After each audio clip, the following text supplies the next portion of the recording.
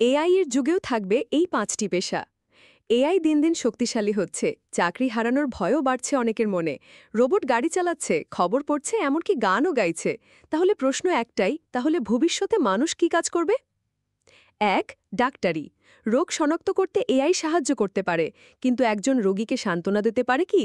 জীবন মৃত্যু সন্ধিক্ষণে একজন অভিজ্ঞ ডাক্তারই শেষ ভরসা। ২. শিক্ষকতা।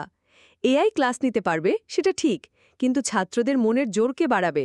একজন ভালো শিক্ষক কেবল বই শেখান না, তিনি শেখান কিভাবে স্বপ্ন দেখতে হয়। ৩. শিল্পী, লেখক বা গায়ক। এআই গান বানাতে পারে, ছবি আঁকতে পারে, গল্পও লেখে, কিন্তু অনুভব, সেটা কেবল একজন শিল্পীর ভেতর থেকেই আসে। কবিতা, গান, ছবি এসব তখনই প্রাণ পায় যখন মানুষ তার মনের কথা ঢেলে দেয়। ৪. ধর্মীয় বা নৈতিক নেতা।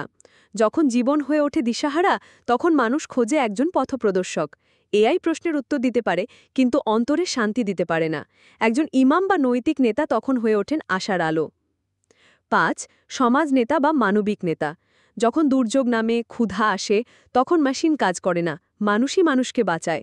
ভবিষ্যতেও এমন নেতা লাগবে যারা শুধু বুদ্ধিতে নয়, হৃদয়ে কাজ করেন। এআই অনেক কিছু করবে, কিন্তু কিছু কাজ শুধু মানুষের জন্যই। এগুলো শুধু পেশা না, এ হলো মানবতার পরিচয়।